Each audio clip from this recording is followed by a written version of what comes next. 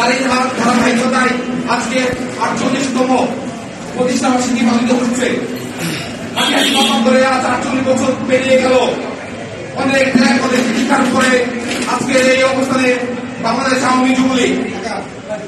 সারা বাংলাদেশের ন্যায় রাস্তা কেন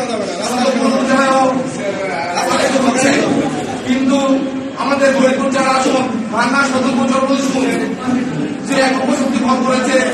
সে সবকিছু গ্রাস করে দিচ্ছে। আমরা বাংলাদেশ আওয়ামী যুবলীগের প্রতিষ্ঠাবার্ষিকীতে